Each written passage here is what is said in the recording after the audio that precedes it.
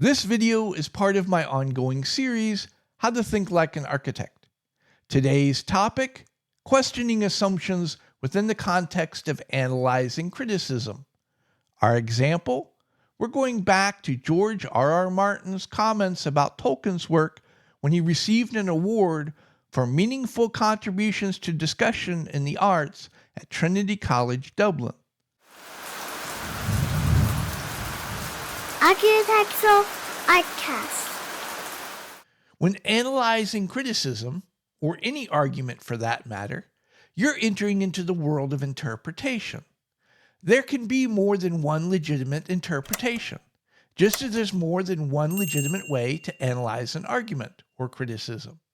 The method that I have been taught and use, the one I'm going to show you all today, is to quote Shane, "Good as any, better than most. It's always worked for me. Your mileage may vary." I need to give you all some context. I come from a realm where criticism is a full contact sport. People are willing to throw elbows, but it's a two-way street. You're not expected to stand there and take an elbow to the face. You're allowed to defend yourself. There have been points in my life where I was required to stand up in front of large groups of people and defend my work, my ideas, and my creativity from multiple critics. I had to learn to quickly evaluate arguments, determine if what was being said was legitimate criticism, and if the criticism was legitimate. Two very different things. At the same time, I needed to be able to quickly make an argument that I could use to defend myself. All of this in real time. More often than not, I didn't know the critics. I didn't have the luxury of trying to figure out what was their intent. What did they really mean? I had to analyze the criticism as given. Over time, I started to notice a pattern. Different people were making the same arguments over and over again. They were just wrapping them in different packages. It became a game of pattern recognition, something I'm very good at. And at some point, I actually started to enjoy the process.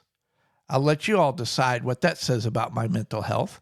There have been other points in my life where I've been required to read large quantities of articles and books, oftentimes in a very short amount of time. I quickly learned that the same technique I'd been using to analyze arguments in public debates worked quite well in the literary context as well. I have a couple of ground rules every time I start an analysis. First off, always respect the person sitting across from you and their arguments. You never know. They just might be a whole lot smarter than you are. I am particularly respectful towards an argument made by a wordsmith, say like an author. When you play somebody else's game by their rules, proceed with caution. The second ground rule, context is everything. On to George R.R. Martin's comments. Martin's comments can be broken down into three parts: framing, criticism, and more framing. Now, there's nothing wrong with framing. I do it in every video I've made. You're putting your criticism into a very specific context. Martin begins his framing by declaring his love for all things Tolkien. I gotta tell y'all, this is where my bullshit meter starts going whoop, whoop, whoop. Pattern recognition. Almost every "why didn't you do something else" argument is couched in these exact same terms. I love what you do. I love everything you do. I mean, you're amazing. But why didn't you do something else? It's what I call the setup. Right after the love fest, Martin introduces his first assumption, highlighted in red. Tolkien's work isn't perfect. Why is the unit of analysis perfection? Why is Martin holding Tolkien up to a standard that nobody could meet? In the very next sentence, Martin introduces his second assumption, argue. Argue is a verb. It's a doing word. It assumes active, ongoing conflict. There's even an implication of hostility, that Martin has hostility towards Tolkien and his work. Martin has set up a dichotomy with the word perfect. Tolkien's work is so not perfect that Martin has active hostility towards what Tolkien has done. Martin's conflict with and hostility towards Tolkien is further reinforced just 2 words later, professor. Up until this point, every time Martin addressed Tolkien, he used the informal and colloquial, his last name. Now Martin is using Tolkien's title. He's going formal. He's distancing himself from Tolkien. The assumption is the hostility is so great that Martin feels the need to put a barrier between the two of them, even if that barrier is just metaphoric. At first glance, it looks like that in the next sentence, Martin is back to complimenting Tolkien. It's the exact opposite. The unit of analysis here is Tolkien did what Tolkien set out to do. Martin has already established that he's hostile to what Tolkien did. There's an assumption here that Tolkien shouldn't have done what he did, no matter how brilliantly it might have turned out. The thing that has Martin's tail in the knot, why he's so willing to argue with Tolkien, he thinks Tolkien shouldn't have done, can all be boiled down to 2 words, wisely and well. What Martin is saying, Tolkien shouldn't have written that Aragorn ruled well and wisely because it wouldn't have happened that way. What Tolkien should have done is describe all the evil things that rulers do, like I do, because I don't take the easy way out. What Martin is doing here is a classic example of the "why didn't you do something else" type of criticism. Why didn't you do something else is always followed up with a because argument. This because argument is the real purpose of this line of questioning. All criticism, all arguments for that matter, are based upon an assumption, a premise. Given that the premise is true, then it naturally follows that the argument is true. Why didn't you do something else is the premise, and because is the argument. We're back to pattern recognition. A critic will always use the same methodology if they engage in this type of criticism. They start with the setup. They always butter up their target, praise them to the high heavens, and then in an instant they turn, start making their target feel defensive. The purpose of this defensiveness is so that they can slide the premise past without being challenged and jump straight into the because argument. They're hoping that nobody realizes that they're operating under a false premise. The critic isn't interested in the person or the project that they're critiquing. They're not interested in offering constructive criticism.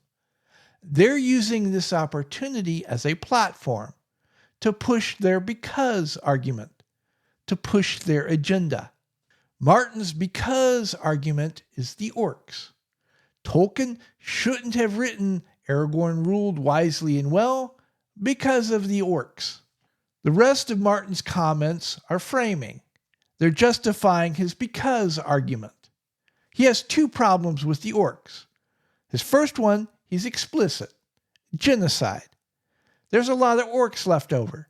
What's Aragorn going to do about them? Murder all of them, right down to the babies? His second issue, he implies racism.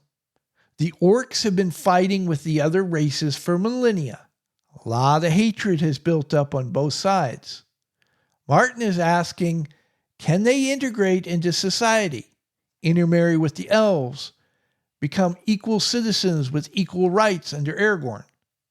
He clearly assumes that ain't happening. Martin makes a lot of assumptions.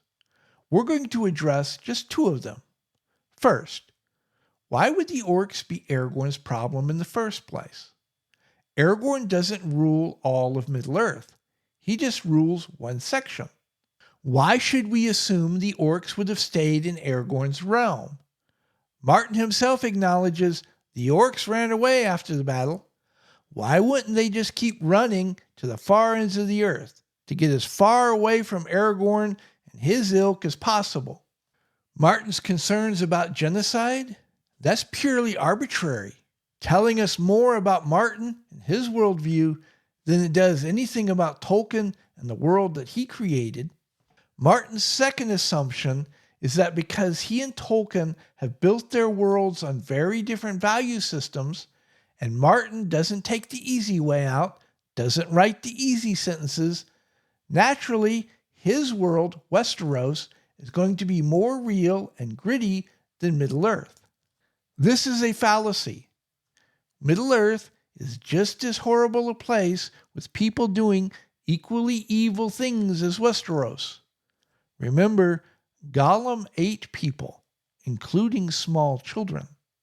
The difference? Tolkien left these horrors to the reader's imagination, whereas Martin lovingly describes every detail. Martin's real bone of contention? He's hostile to Tolkien's worldview. Tolkien believes in the nobility of the human spirit. Martin doesn't. There is a devious and insidious element to what Martin is doing. He's using art criticism as a vehicle to attack Tolkien's morality. Randy, I disagree with your interpretation. Okay, as I said earlier, there can be more than one legitimate interpretation. I just spent the last few minutes explaining to y'all exactly how I've come to my conclusions. And I have no problem defending those conclusions against whoever. But that's not the point of this video. What I'm trying to show is how dependent all human communication is upon assumptions. Being aware of assumptions has benefits far beyond just analyzing somebody else's argument. You'll gain confidence in your own positions, your own arguments, and your own assumptions. You'll be mentally flexible, more tolerant of other people's viewpoints, opinions, and assumptions. And it has one more real-world advantage. You'll be able to see through a liar a lot easier. I don't know about y'all, but that's a skill I've found pretty useful over the years. At any rate, I hope I've given you all something to think about. And until next time, y'all be safe. If you're still here, I really appreciate it. While you're at it, why don't you like the video and subscribe to the channel? Please like and subscribe. Please leave a comment.